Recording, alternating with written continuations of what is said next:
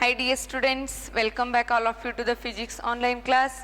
We started the chapter motion in a plane where we discussed about what are the scalars and the vectors, how to represent them and the differences between them in the previous video. Today I want to continue with the remaining points, the types of the vectors here.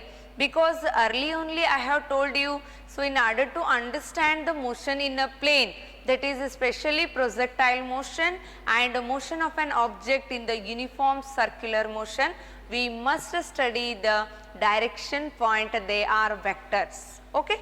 And here that only we are doing. Today I will explain you about the different types of the vectors. If that term is coming, what is the meaning of that vector? Yes, the first vector is, I can write types of vector, types of vectors. First one is the co-linear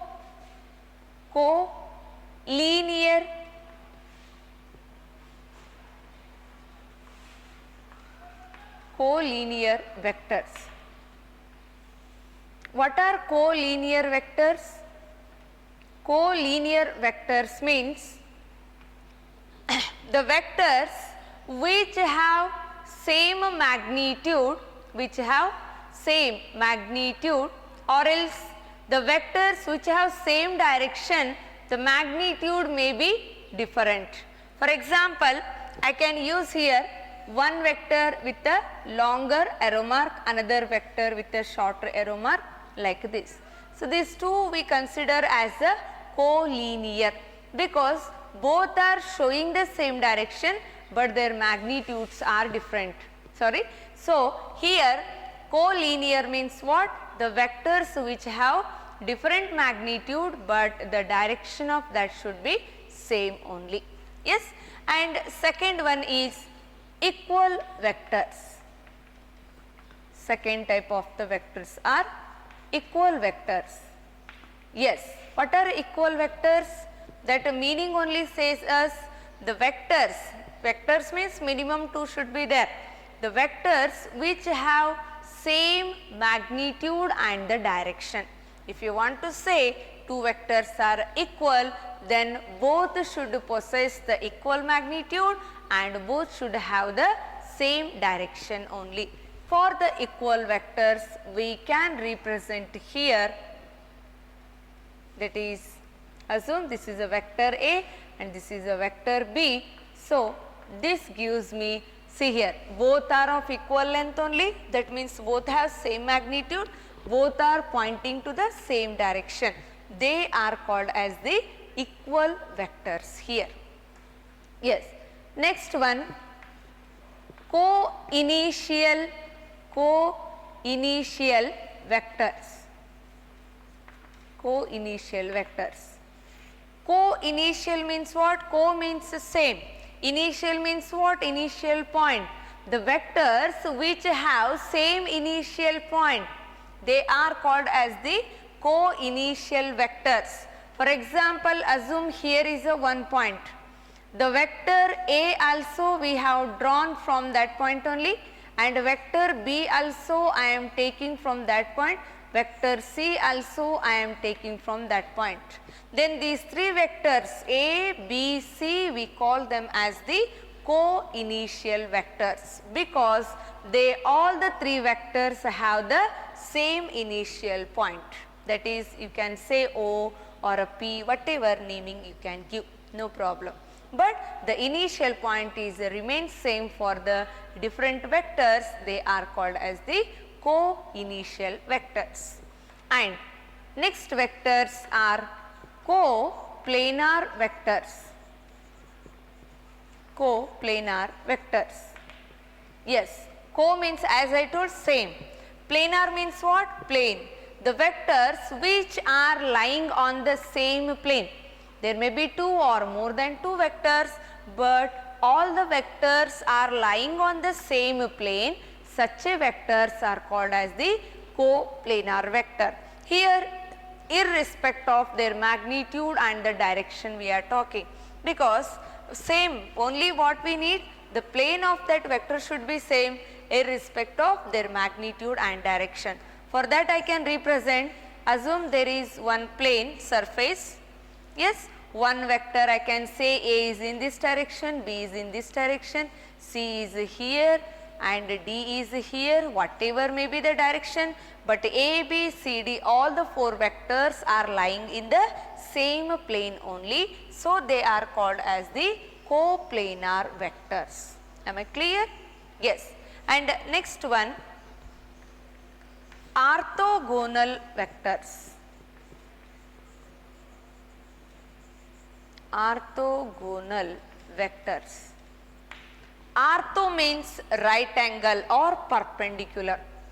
The vectors which are mutually right angles to each other or mutually perpendicular to each other, they are called as the orthogonal vectors. Yes. So, for the orthogonal vectors, how could I represent? That can be given as orthogonal means exactly they should have 90 degree. One is a vector A here, another one is a vector B here. Between them the angle of that should be 90 degree. Such vectors are called as the orthogonal vectors. Orthogonal means what? The vectors which are mutually perpendicular to each other or mutually right angles to each other, they are called orthogonal vectors. And see dear students, here one more point will come, orthogonal. Okay, after defining unit vector only I will tell you. Next one, unit vectors. Unit vector. Yes, unit means there only we have the definition, a vector whose magnitude is 1. The vector whose magnitude is 1, that is called unit vector. Yes. So, the unit vector is generally represented with a vector with a cap over its head. Remember. So, what is the meaning of this? Unit vector of A. It is a unit vector of A. Then see dear students, take A is the vector here and modulus or the magnitude of A is taken like this. Then the unit vector is represented always, the unit vector is represented like, it is the ratio of the vector and its magnitude. Remember this, this is a very important formula for the unit vector. Here I used vector A, I consider a vector and represented it as A, and in place of this B is there, you need to write B cap. How to pronounce this? B cap, A cap, like that. The cap is representing over the head of that vector is the unit vector of that respective vector. And what is the direction of unit vector? The direction of unit vector is along the direction of the vector itself. For example, assume vector A is moving in this direction. Yes, it is taken from what I can say east to west, like that we can say, right. Then unit vector is also measured along the same direction. Am I clear? And remember, the unit vector of any vector is given by the ratio of that vector and its magnitude. Okay? Yes. And now I can explain you orthogonal unit vectors. Orthogonal unit vectors. Yes, just now we talked about the orthogonal vectors. Orthogonal means they are mutually perpendicular to each other. Yes, and here we know that the mutually perpendicular vectors only may have the unit vectors. They are called as the orthogonal unit vectors. Then for x, y and z coordinate, if I consider, or else you can start with here only x, y, z. When you look at these three coordinates, So any two will be mutually perpendicular to each other.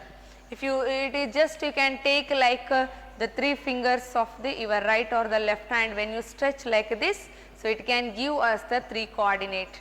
If you take this is a x and y and this is a z, x and y are perpendicular to each other, and even x and z also perpendicular to each other, y and z also perpendicular to each other. So they are taken as a mutually perpendicular vectors.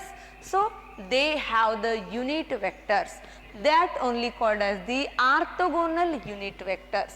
The unit vectors of mutually perpendicular vectors are called orthogonal unit vectors. And in representation we are using small I cap, sorry, here is the x, I cap, j cap and k cap are the orthogonal unit vectors along x, y and z coordinate respectively. Remember dear students, in the vector, if you are taking along the x direction, the unit vector considered to be I cap. Along the y direction, it should be taken j cap. Along the z direction, it will be k cap. I hope that orthogonal unit vectors are clear to you. Yes, and next vectors are that is null or zero vector, null or zero vector. Yes, here also that only gives us the meaning, a vector which has zero magnitude, a vector which has zero magnitude, or the vector whose magnitude is 0, it is called zero or the null vector. Then good example is the displacement vector. When an object starts from the initial point and returns to the same, the what is the vector or the displacement there? The displacement of that object will become 0. If the 0 is the displacement and displacement is a vector quantity, then such a vector is called as zero vector. So very simple, a vector whose magnitude is 0, it is called zero vector or the null vector. Okay. And a few of the vectors are there, they are polar vectors. Polar vectors. What are polar vectors?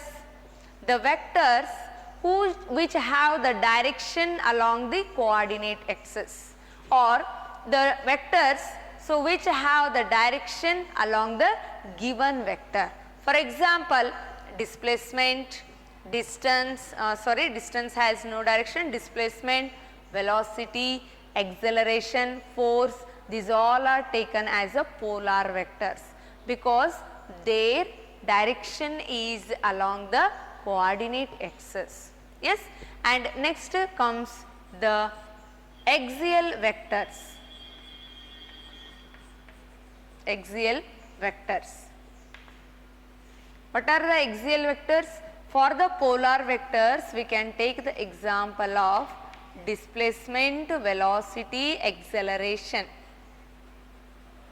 Displacement, velocity, acceleration, force, like that, because they all are acting along the particular direction with a particular coordinate. Yes, and axial vectors means what? The vectors which are acting along the axis of the body here. Yes, assume this duster, what I consider, it is rotating about its own axis, right? Then when it is rotating, which velocity it is obtained? Angular velocity is obtained. What displacement is present? Angular displacement is present. So, angular displacement, angular velocity, angular acceleration, torque acting on the body, they all are taken to be the axial vectors. They are acting along the axis of the rotation of the body. Yes. So, for the axial vectors, I can use the example of angular displacement, angular displacement, angular velocity, then angular acceleration. Yes, so these are the example. I hope, dear students, these types of the vectors are clear to you all, and in our chapter repeatedly we are using coplanar vectors. And remember one more point here, co-initial vectors are also called as concurrent vectors. They are also called as the concurrent vectors. They have the same initial point. Okay. So, these are the different types of the vectors. Then next, let us move to the point multiplication of a vector, multiplication of a vector with the real number, with the real number. If you multiply the vector with the real number, what you are going to get? Assume there is a vector called vector A here, or else, yes, let us take, there is a vector A here, and you are multiplying with a real number. I use that real number as a lambda. Real number means you know that we will be having both positive and the negative numbers with the 0. Isn't it? Then you want to get what is the magnitude of that vector. Then how will you get now? When this vector is multiplied with the real number, the final vector going to be, that is lambda times the given vector here. Yes, the new vector will be is equal to lambda times the given vector here. For example, I can say here I have used a vector A, and this I will multiply with the 3 here. Now I am using 3 as a real number. Then you want the new vector, means what will be the new vector? New vector will be 3 times the given vector. Isn't it? And if you multiply the negative real number here, that means if you multiply that given vector with the negative minus 2, just to take that is a minus 2, then minus 2 is a negative real number, then the obtained vector is also, minus 2, that is in the opposite direction of the incident vector we are going to obtain. I hope you understood the clear point of the multiplication of vector with the real number. Whatever number, positive real number you are multiplying, you will get the new vector with that much times than the given vector. Yes, A dash here A bar is the new vector, and lambda is the real number, and this one is the small A bar is the given vector. Yes, and that same we are multiplied with the negative real number, there also the change in the vector we used. So, if a negative sign is coming, what they are called? Negative vectors. Remember, what are the negative vectors? Actually here also you can use that. Negative vectors means negative vectors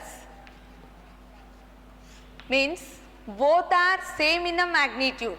What are the negative vectors? Both are same in the magnitude, but they are opposite in the direction. You can see here vector A is showing this direction, vector B is showing this direction. It is just opposite to the given direction. Then such a vectors we take as the negative vectors here. Am I clear? So these are the types of the vectors and how the vector can be multiplied. Let us study how the vectors can be taken a product. Usually two vectors also can be multiplied, and if just now I have explained you how the single vector can be multiplied with the real number, that is positive and negative. Accordingly, we can also multiply the two vectors itself. Then when the two vectors are multiplying, sometime they will be taken with the dot product or the scalar product, Sometimes they will be in the vector product or the cross product. Today I will explain you the scalar product of the two vectors. The scalar, and see dear student, this point is a very important for the point of exam, because here you may get the question that define scalar product of two vectors and give an example for it. Or when we are studying vector product, there also you have the chance to get the question, define the vector product of two vectors, give an example. Or when you are talking about the scalar product, there they may change the angle and ask you, if A dot B is equal to 0, what is the angle between the two vectors? Yes, let us discuss that points in detail here. First, let me explain you the scalar or the dot product between the two vectors. Scalar or dot product between two vectors. Yes, here I have used two vectors, vector A and vector B. If you want to define the scalar or the dot product between the two vectors, that is represented by the formula A dot B. A dot B is equal to magnitude of A, magnitude of B, cosine of angle between them. Yes, this is our important formula. Yes, then by using this, I can define the scalar or the dot product between the two vectors. So here I am using a dot, so only I call it as the dot product. And one more point you should have here, when two vectors are taken with the dot product, the obtained quantity will also be a scalar quantity, therefore I can also call it as the scalar product. Am I clear? Why I am using the term scalar or the dot? Because here the two vectors can be taken with the dot, so it is also called dot product, or the quantity which is obtained after the multiplication of that two vectors, the quantity will be scalar. So it is called a scalar product also, right. Then definition, how to define this?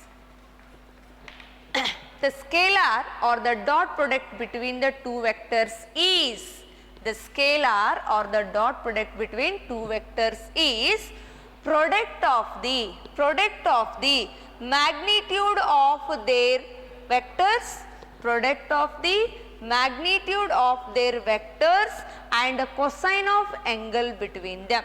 Consider here vector A is taken in this direction and vector B I can represent here. Between these two there is a small angle theta. Therefore, if you take the cosine of angle between them, that gives us the dot product. So, the dot product means it is the product of, how we have taken?